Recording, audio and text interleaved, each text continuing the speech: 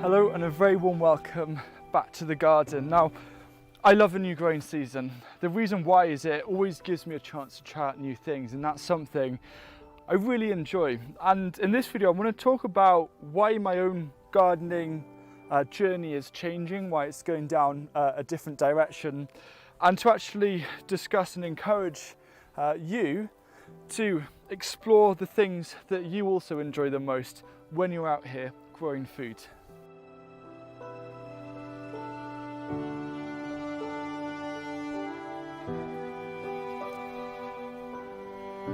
As a no-dig gardener, I have a huge emphasis on the health of the garden that I'm tending. And I feel this great responsibility for the health of the plants, for the soil, and for the natural world around me. And I need to make sure that every decision that I do in the garden needs to benefit at least one of these three categories. Now, if I can get all three, then I know I'm onto a winner. Now you might be thinking, where does a gardener come into the equation? And I honestly believe that as gardeners we should almost see ourselves as part of the natural world, because when we think about it, we originate from nature, and at the moment we kind of have this attitude where nature is only a place for us to visit, but really we can play a big role in bringing nature back, and I think no-dig is one of the things. Because of that disconnection that we've had from nature, we've seen a lot of destruction. And so what I feel is that a garden is one of the ways that we can bridge the gap between kind of destruction and poor attitude in respect to the soil with actually the natural world. And that's why no-dig works so well.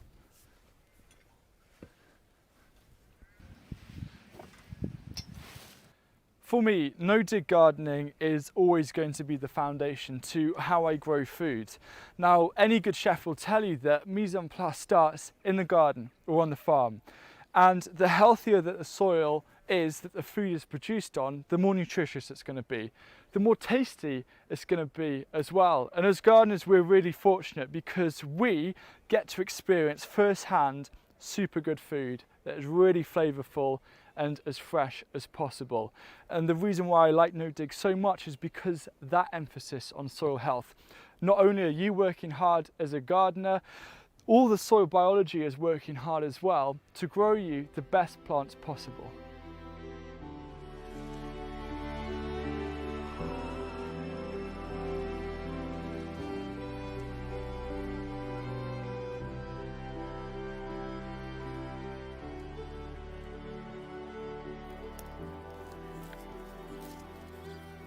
So why is this video about me moving beyond no-dig? Well, as I just mentioned, it will always stay as a core foundation, but it kind of actually ties in to a lot of what I did last year. I did a whole year of intuitive gardening, and I really relished that opportunity to be experimental.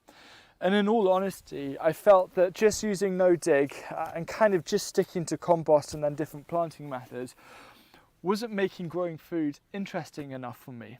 And I want to look at how I can bring that excitement of experimentation whilst building upon no-dig by bringing in other similar schools of thought to really try and hone in and find a way that we can not only grow food, but we can improve the soil, and we can also improve the nature and the wildlife around us, as well as our communities.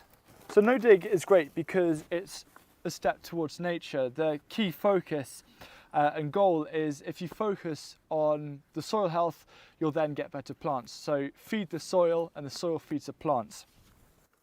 Now I've been quite interested in this whole soil idea because it's kind of this misunderstood thing, or a thing that we, even though we work with it as gardeners practically every day, there's so much that even scientists don't know about it. But one thing that is becoming more apparent is that there's actually a two-way relationship. So not only is the soil feeding the plants, but plants also in turn feed the soil. So how do plants feed the soil? Well, what they do is through photosynthesis, some plants give up to 25% of their sugars back to the soil. And you think, why on earth would they do this? Well, actually, carbon is the energy source for the microbiology in the soil. So the soil microbes use carbon as energy to then go about doing their jobs of breaking down, digesting nutrients and making them plants available. So it's in the plant's best interest to send these sugars, which is basically sugars are a form of carbon, to supply that energy to get that exchange of nutrients. Now, photosynthesis for most plants, especially in any garden, isn't working at 100% efficiency. And one of the really simple ways that we can start increasing the efficiency of photosynthesis of the plants is by applying natural, broad spectrum mineral amendments from things that are grown in our backyard or in nature, for example these nettles, to make things like fermented plant juice or mineral extracts that we can then foliar feed onto our plants, so that you get those instant nutrients, which will then improve the photosynthesis, send down more sugars, and then you have that amazing cycle of not only the soil health helping the plants, but the plants promoting and helping the soil health. And I think as gardeners, we're actually really missing out this opportunity if we're not diving into this amazing thing. So there are many ways of gardening, and my time of being exclusively no dig has come to an end, because I can't feel that I'm missing out from what truly excites me the most. And this is very personal, as gardening should be for anyone. And that's by pushing the boundaries. I have quite a big wish list. I want to grow as much food as possible, to grow the best soil as possible, to help as much nature as possible, all in the same space. And if I just limit myself to no dig, personally I feel that I'm missing out from bringing in other methods from right around the world, which are going to really help benefit by working together and achieving a lot more. I think in kind of this day and age, we're always looking for that one answer. What is that one solution to this particular problem? What is one way that we can get the most from something? And I've come to realize that there isn't one way, and instead it's about taking lots of different methods, finding the best part about each method, and really celebrating that. So I really see the way that my gardening is kind of my own personal journey is really transforming into bringing in lots of different ideas, whether it's from Jadam, Korean natural farming, biodynamic, permaculture, regenerative agriculture. It's just looking at what personally and perhaps intuitively makes sense to me, and that will help then guide the way that I grow foods in this garden.